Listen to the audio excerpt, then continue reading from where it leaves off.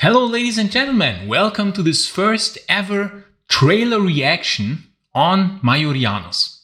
I thought, why not do a trailer reaction? I never did anything even remotely resembling this, because today the trailer for Gladiator 2 came out, and it was Gladiator 1 which kindled my interest in Roman history.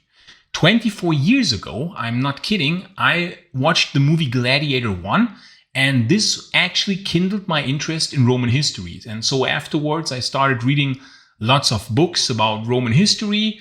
And then one thing got to the other, and I was more interested in the later Roman history. Because, I think Gladiator 1 took place around the year 180 AD. And when I first saw the movie, I was kind of surprised or impressed that the Roman Empire was still so strong in that time, because at school we only did Caesar. It was all the time only about Caesar. And Gladiator 1 really kindled my interest in Roman history, and here we are now over 20 years later. And this is the reason probably why I started the channel Maiorianus, because without Gladiator I probably wouldn't have found out about Majorian, about Stilicho, about all the heroes of the late Roman Empire. And I thought to myself, hey, why not do something new? Try out something new this time and make a trailer reaction. Let's see how this goes. I have no experience whatsoever with it. So let's just see how this goes. We will watch the trailer to Gladiator 2.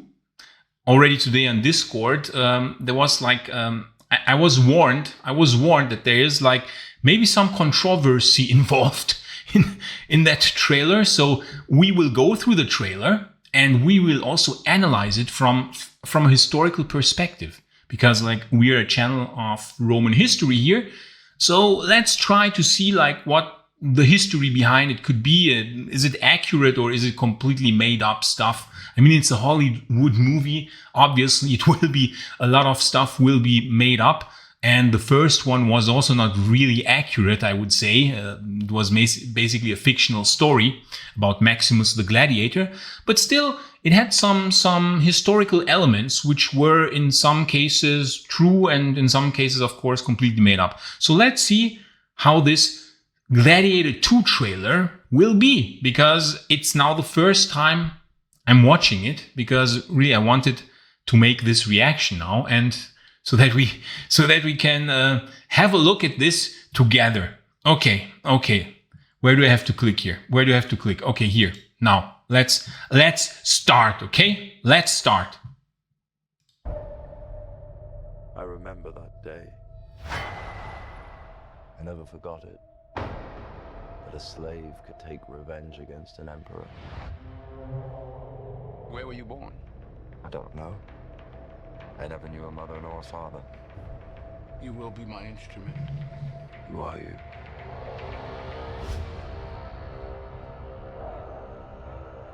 Did you hear that crowd?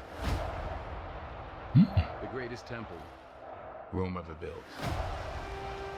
What are those two? Because this is what they believe in. Power.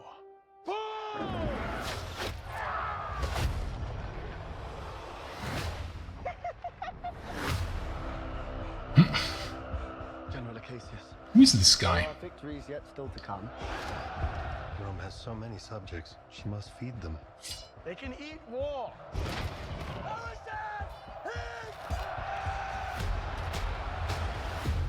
The arena turns slaves into gladiators, the gladiators into free men. You have something in you. I knew it from the start. Did you now? Rage. That rage is your gift.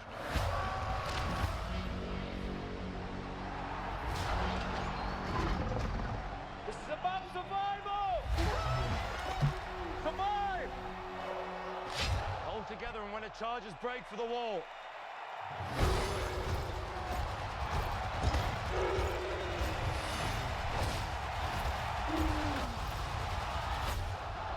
Whose head could I give you that would satisfy this fury? The entire Roman armies. Too much? The general will do. Rome must fall. I need only give it a push.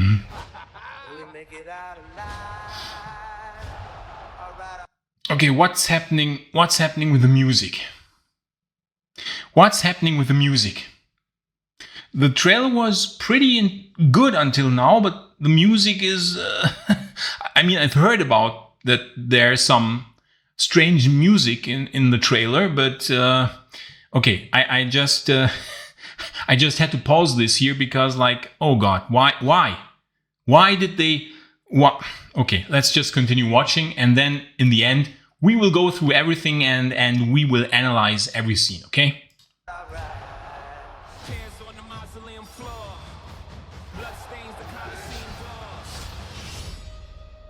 This ring belonged to Maximus. Now I give it to you. What is the dream of Rome? That people are not free. I was owned. Now I will control an empire. I will not waste another generation of young men for their vanity. Strength among us! This our own priestess heroes! Tears on the mausoleum floor. Blood stains the Colosseum doors. The gods have spoken!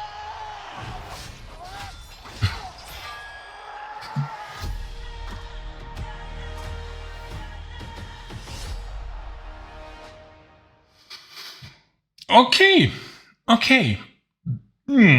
What should we... Okay, let's go through the trailer and like try to guess what's going on and who the characters could be and so on, you know. So I think this here, if I'm not mistaken, is this guy from the first movie, this child from the first movie with whom Maximus spoke, if I'm not mistaken, the son in this fictional universe, the son of Lucius Verus, right? Who was in reality the co-emperor of Marcus Aurelius. And in the Gladiator universe, Lucius Verus was the father of this guy here, whose name I forgot. Also something with Verus probably, but I forgot his pre-name. But I think from what I could gather here, you know, if we go through the scenes again, he has some flashbacks, you know, he has flashbacks here. He remembers the events of Gladiator 1. That's him, probably, yeah? That's him. That's the kid from Gladiator 1. The son of Lucius Verus. And probably some flashbacks here. Okay, Denzel Washington. I don't know what character he plays, but he seems to be some kind of high-ranking guy.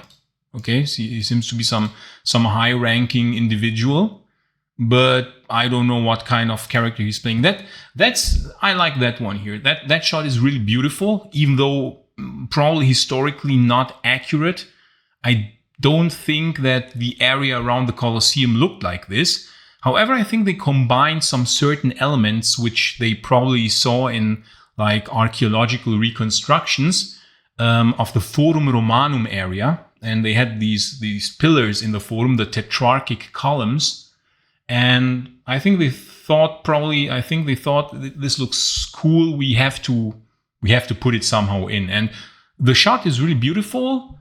But of course, it's not entirely accurate because the area around the Colosseum was actually like a pretty open space. And there was also the Colossus, the famous Colossus of Nero, right? The big golden Colossus from which the Colosseum actually got its name, because the Colosseum was actually called the Amphitheatrum Flavium. And the name Colosseum came from the Colossus who stood nearby. It was a giant golden statue, probably more than 15 meters tall.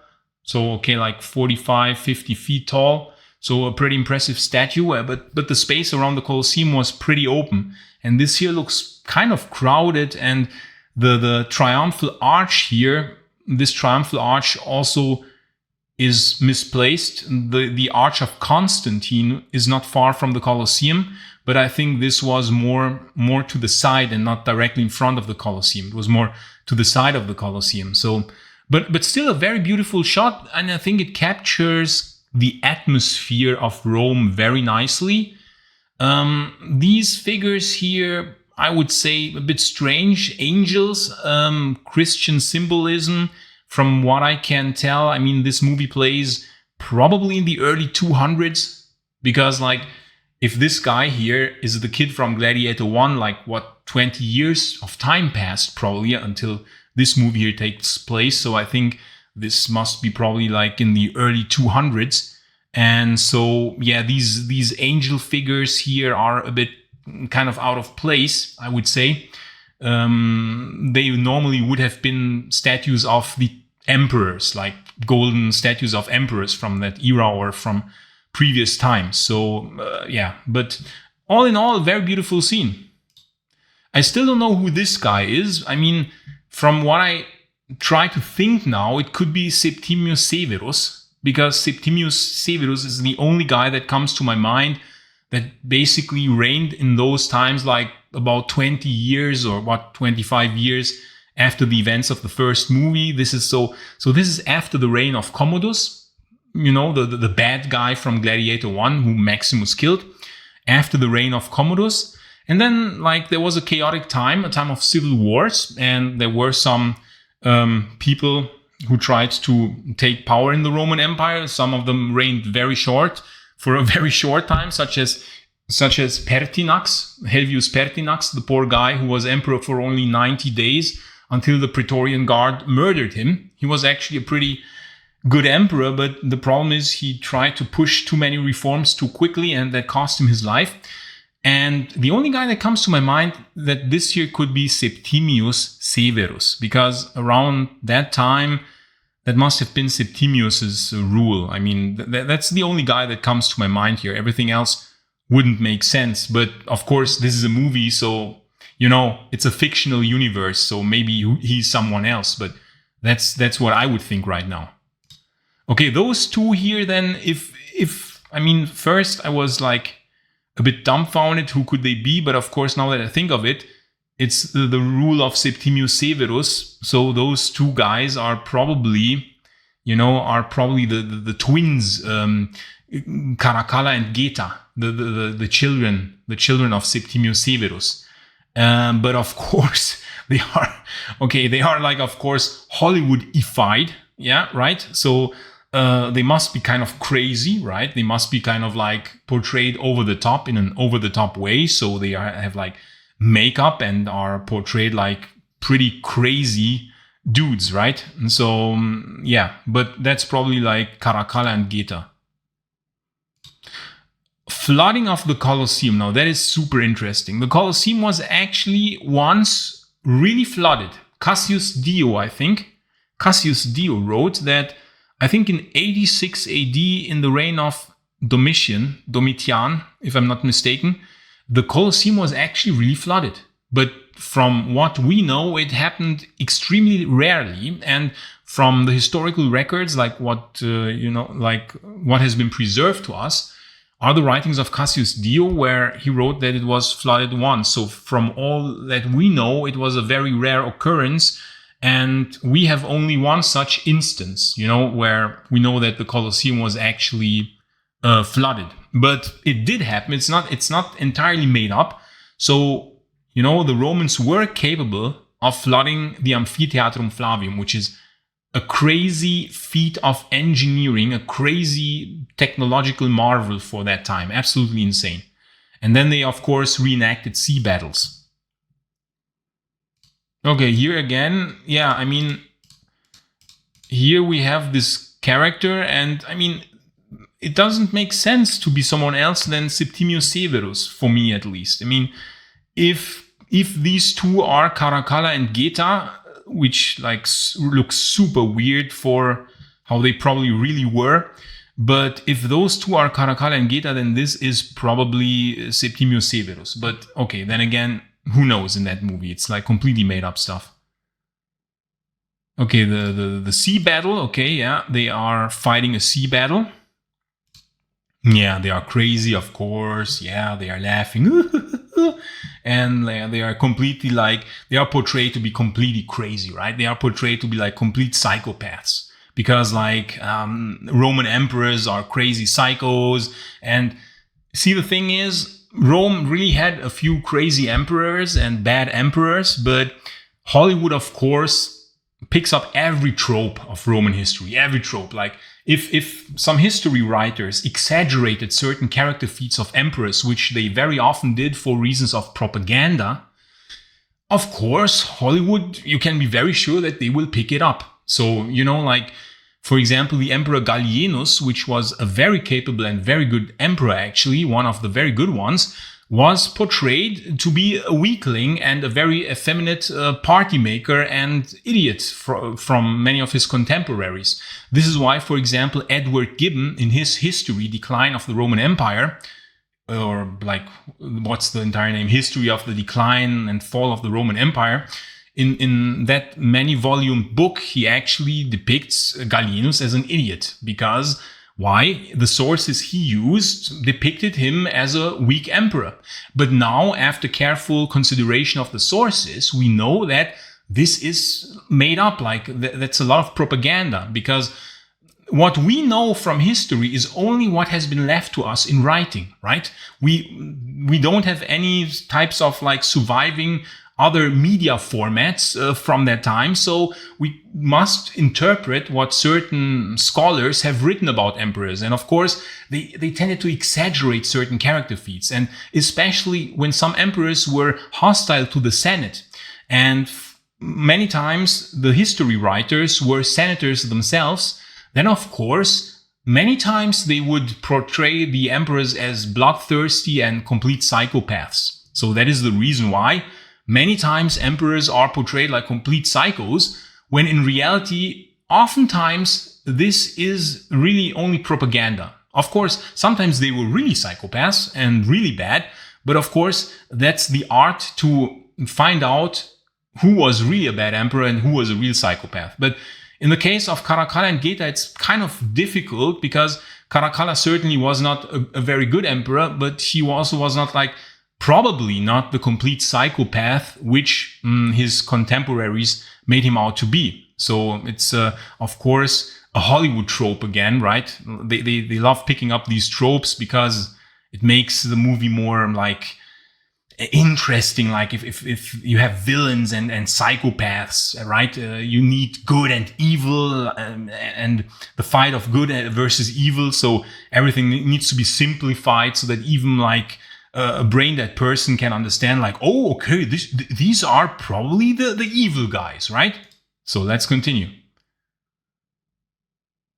Okay, that shot is very beautiful again. Of course, absolutely non-historic. I cannot think of any area in ancient Rome that looked like this, especially not in the front of the Colosseum, because from the Colosseum, you went into the Forum Romanum, but this is certainly not an area that really existed. Okay, again, the two guys, and that probably, like, if he has the crown of an emperor, that must be Septimius Severus, but who knows, right? Okay, that's interesting. What kind of fight is that? What kind of battle is that? I was thinking what battles were fought in that time, and that must be a pretty large city here. So this must be a fight against the Parthian Empire, against the Persians. Anything else doesn't make sense because the Germanics in the north, they didn't have such cities. They didn't have such advanced cities. Of course, it could also be a civil war. But then again, when Septimius Severus was reigning, there were no civil wars because he ended the civil war that was created in the chaos of Commodus's reign. So probably the Parthians. Oh, that's an interesting shot again. Of course, it is kind of inaccurate because in the early 200s, when this year is depicted, the Romans already started to wear different military gear, and this military gear looks more like very early empire, like 1st century, mid-1st century, I would say. Some things even late Republic. So it's not entirely historically accurate again, but it sure does look nice. Epic battle scene. Very, very nicely done. I mean, the visuals are great. That's not certainly the visuals are not a problem of movies these days, as we all know. It's not the visuals that are the problem, right? It's more the stories. So, oh, that's a beautiful, beautiful shot here. Wow, Rome looks amazing. It looks beautiful. Of course, again, I don't think this is historically very accurate, if I'm not mistaken. Yeah, this probably is supposed to be the Palatine Hill. Probably, but then again, this aqueduct comes from the wrong direction, if I'm not mistaken.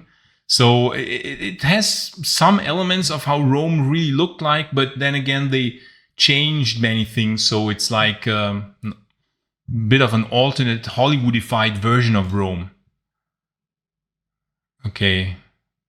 So the character of the Verus character, the son of Lucius Verus, is probably like probably he was sent away by his mother for protection reasons, and now he's a gladiator. He's become a slave, and they basically just repeat the story of Maximus in the first movie from what I can see here.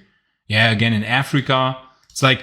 It's a bit of a repetition of the first movie, a bit lazy in my opinion. Like, let's just repeat the first movie. It's again Africa. It's again like a similar setting. I mean, Denzel Washington sure has some cool clothes. I have to say his style is certainly quite cool. There's no question about it. I mean, look at this guy. So I'm really curious who Denzel Washington is playing. Like what kind of character? I haven't read anything about the movie, who's playing who and stuff. So I'm not even sure that what I'm saying is correct. Maybe the characters will turn out to be completely different characters. So yeah, Rhino, big Rhino. Okay, this is fascinating. I mean, does this woman even age? It's like what 24 years later. And she has aged like 5 years. That's amazing. I mean, seriously, that's quite an achievement. Impresses me more than the Rhino.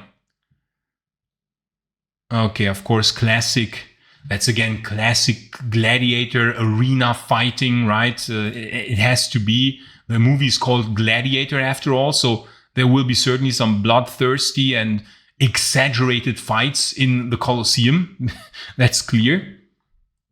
And from what we can see, they will be even more exaggerated than the first one. In the first one, they were already very exaggerated. But of course, Hollywood is very good at exaggerating even more. So you think like they cannot exaggerate this more, and then suddenly they can.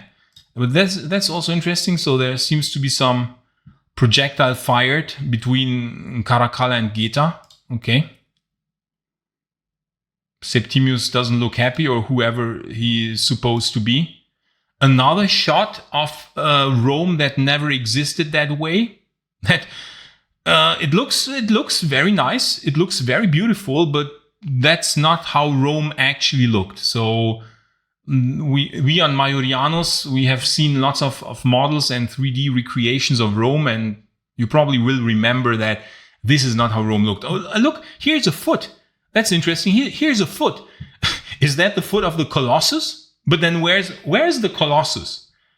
Only the foot of the Colossus is here. There was actually a real Colossus standing. The Colossus, the golden Colossus of Nero, was standing there, but apparently here's only the foot. So it's kind of hilarious. And what the hell is this here?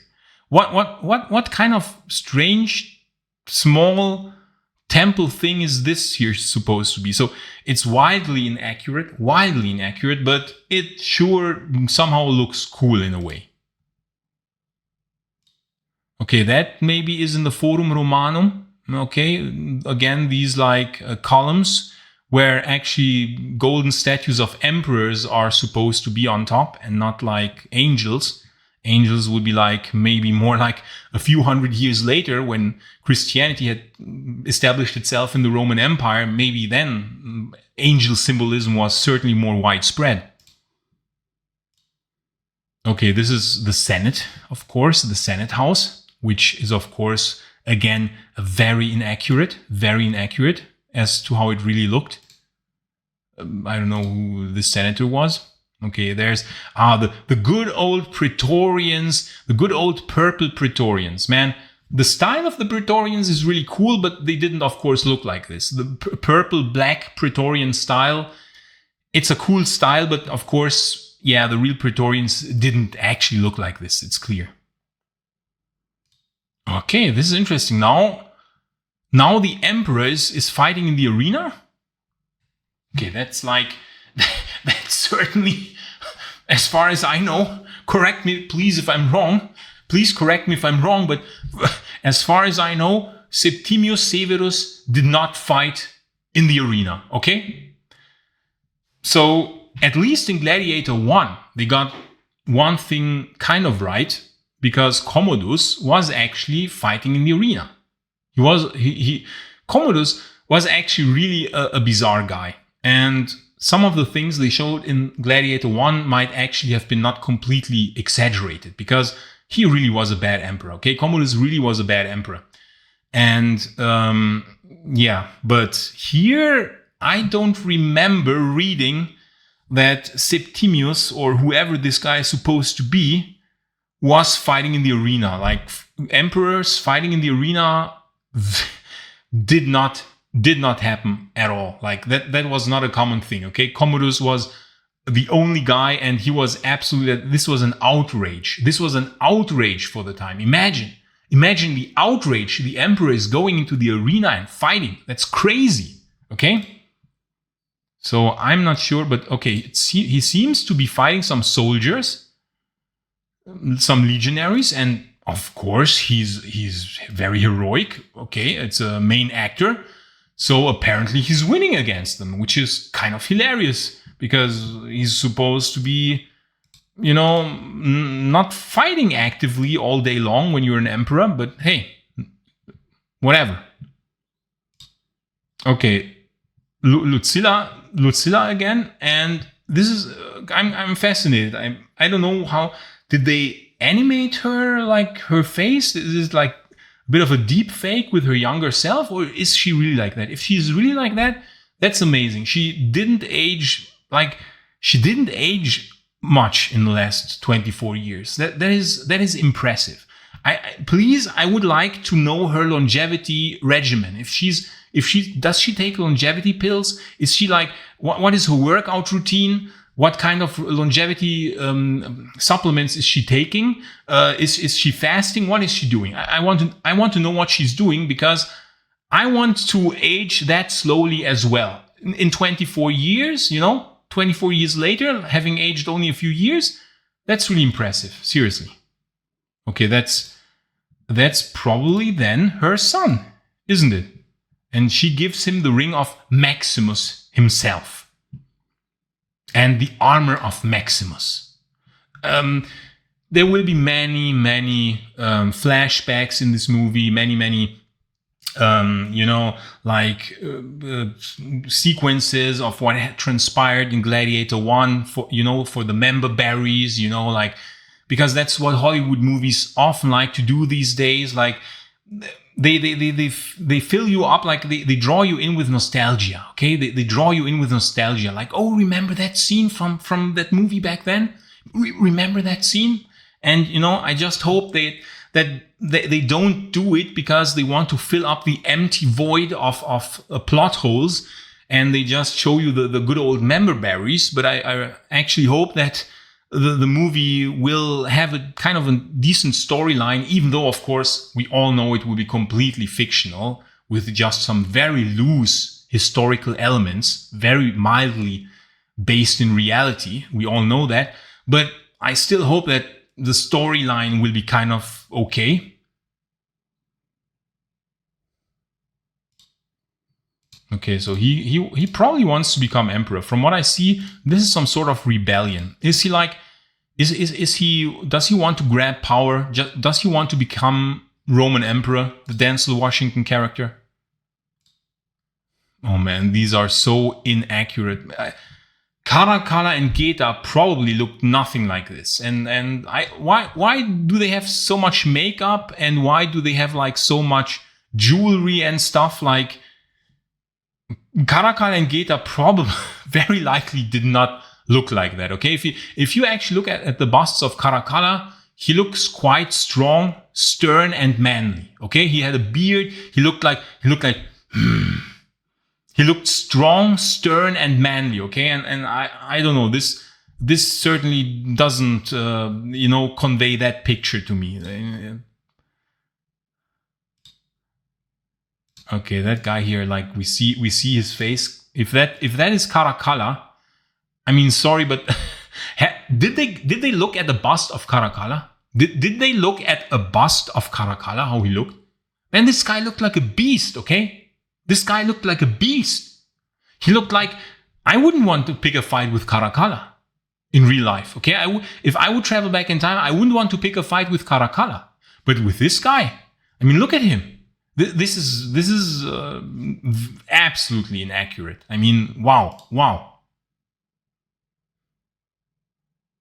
Rebellions, that seems like the old like kind of thing from Gladiator 1 going on, that this guy is like rebelling against the emperor, and there seems to be like rebellions going on. I don't know who rebels against who, but it appears that he is becoming now very powerful, a leader of soldiers, the kind of the same theme going on as in the first Gladiator. So I see the recurrence of quite a lot of themes from the first movie.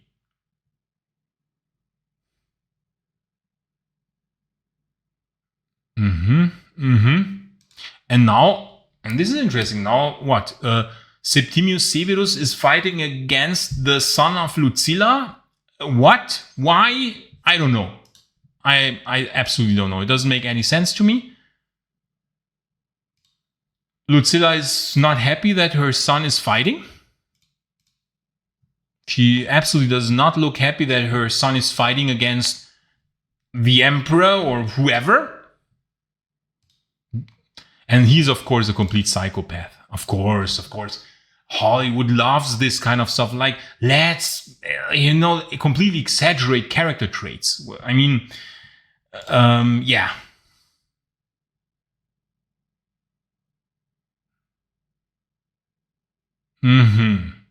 Of course, now someone is getting decapitated here. But it's not, okay, it's someone else. It's not Septimius, okay? It's not Septimius Severus. Septimius is not getting decapitated, okay? We can relax, we can breathe again, but I don't know who's getting decapitated here. But of course, that is again, I think, one-to-one a copy from the first Gladiator. So now we have gone through the whole thing, okay? Now we have gone through the whole movie, and my recap is now, it has some interesting elements. The first movie was also not historically accurate. Let's be honest here. It was completely not accurate. But this second movie, it depends. It depends on the storyline. I mean, it will be made up. Sure. It will have like completely cringe-worthy tropes, Hollywood tropes. Sure.